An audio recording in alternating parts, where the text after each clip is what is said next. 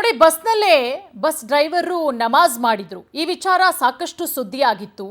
ಈಗ ನಮಾಜ್ ಮಾಡಿದ್ದಂತಹ AR ಮುಲ್ಲಾ ಅವರನ್ನ ಅಮಾನತು ಮಾಡಲಾಗಿದೆ. ಏಪ್ರಿಲ್ 29ನೇ ತಾರೀಕು ಆಗಿದ್ದಂತಹ ಘಟನೆ ಇದು. ಹಾವೇರಿ ಜಿಲ್ಲೆ ಹಾನಗಲ್ ಘಟಕದ ಡ್ರೈವರ್ ಮುಲ್ಲಾ ಈಗ ಸಸ್ಪೆಂಡ್ ಆಗಿದ್ದಾರೆ. ಏಪ್ರಿಲ್ 29ನೇ ತಾರೀಕು ಬಸ್ ಅನ್ನ ಸೈಡಿಗೆ ನಿಲ್ಲಿಸಿ ಬಸ್ಸಲ್ಲೇ ನಮಾಜ್ ಮಾಡಿದ್ರು. ಪ್ರಯಾಣಿಕರ ಸೀಟ್ನಲ್ಲಿ ನಮಾಜ್ ಮಾಡಿದ್ರು AR ಮುಲ್ಲಾ. ಆ ವಿಡಿಯೋ ಸಾಮಾಜಿಕ ಜಾಲತಾಣದಲ್ಲಿ ಸಿಕ್ಕಾಪಟ್ಟೆ ವೈರಲ್ ಆಗಿತ್ತು. ಹುಬ್ಬಳ್ಳಿಯ ಮುಖ್ಯ ರಸ್ತೆಯಲ್ಲಿ ಬಸ್ ನಿಲ್ಲಿಸಿ ನಮಾಜ್ ಮಾಡಿದ್ರು. ನಿನ್ನೆ ಸಾರಿಗೆ ಸಚಿವರಾದಂತಹ ರಾಮಲಿಂಗಾರೆಡ್ಡಿ ಅವರು ಕೂಡ ಈ ಬಗ್ಗೆ ಕ್ರಮ ತೆಗೆದುಕೊಳ್ತೇವೆ, ಪರಿಶೀಲನೆ ಆಗುತ್ತೆ ಅಂತ ಹೇಳಿದ್ರು. ಈಗ ವಿಚಾರಣೆ ಮುಗಿಯೋವರೆಗೂ ಕೂಡ AR ಮುಲ್ಲಾ ಅಮಾನತ ಆಗಿರ್ತಾರೆ.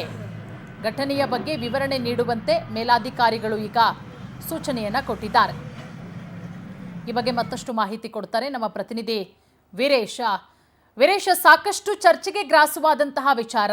ಸಾರಿಗೆ ಸಚಿವರು ಕೂಡ ಈ ಬಗ್ಗೆ ತನಿಖೆ ಆಗುತ್ತೆ, ಆ ತನಿಖೆಗೆ ಆದೇಶ ಕೊಡ್ತೀನಿ ಅಂತ ಹೇಳಿದ್ರು. ಅದರ ಬೆನ್ನಲ್ಲೇ ಈಗ ಅಮಾನತಾಗಿರೋದು.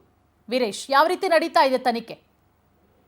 ಖಂಡಿತ ಪೂರ್ಣಿಮಾ, ಏನಂದ್ರೆ 2 ದಿನಗಳ ಹಿಂದೆ ನಡೆದಂತ ಘಟನೆ ನಿನ್ನೆ ಸಂಜೆ ವೇಳೆ ಸಾಕಷ್ಟು ವೈರಲ್ ಆಗಿತ್ತು. ಈ ಒಂದು ಬಸ್ ನಲ್ಲಿ ನಮಾಜ್ ಮಾಡುವಂತ ವಿಡಿಯೋ. ಹೀಗಾಗಿ ಸಾಕಷ್ಟು ಈ ಬಗ್ಗೆ ಸರ್ಕಾರ ಕೂಡ ಒಂದು ಸೂಕ್ತ ತನಿಖೆ ಕೂಡ ಮಾಡ್ತಾ ಇತ್ತು. ಆದ್ರೆ ನಿನ್ನೆ ಇವತ್ತು ಏನು ಹಾನಗಲ್ನ ಡಿಪೋ ಮ್ಯಾನೇಜರ್ ಇದ್ದಾರೆ, ಅವರು AR ಮುಲ್ಲಾ ಅವ್ರನ್ನ ವಿಚಾರಣೆ ತನಿಖೆಗಾಗಿ, ಇಲಾಖೆ ವಿಚಾರಣೆ ತನಿಖೆಗಾಗಿ ಕರೆದಿರ್ತಾರೆ. ಆದ್ರೆ ಬೆಳಗ್ಗೆ ಡಿಪೋದಲ್ಲಿ ಹೋದಂತ ಏನು ಡ್ರೈವರ್ AR ಮುಲ್ಲಾ ಇದ್ದಾರೆ, ಅವರು ಹೊರಗಡೆ ಬೇರೆ ಒಂದು ಬಸ್ ಮೂಲಕ ನಾಪತ್ತೆ ಆಗಿರುವಂತದ್ದು. ಯಾಕಂದ್ರೆ ಇಲಾಖೆ ತನಿಖೆ ವೇಳೆ ಏನಾಯ್ತು ಅನ್ನೋದ್ರ ಬಗ್ಗೆ ಮಾಧ್ಯಮಗಳಿಗೆ ಯಾವುದೇ ರೀತಿಯಾದಂತಹ ಸ್ಪಷ್ಟನೆ ಕೂಡ ಬೆಳಗಿನವರೆಗೆ ನೀಡಿದ್ದಿಲ್ಲ. ಇದೀಗ ಸರ್ಕಾರ ಅವರ ಆದೇಶದ ಪ್ರಕಾರ ಅಮಾನತು ಕೂಡ ಮಾಡಿರುವಂತದ್ದು.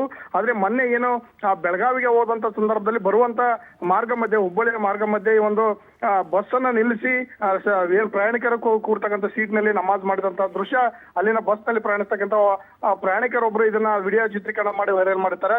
ಅದಾದ ನಂತರ ಸಾಕಷ್ಟು ಕೂಡ ಇದು ಚರ್ಚೆ ಕೂಡ ಗ್ರಾಸ ಆಗುತ್ತೆ.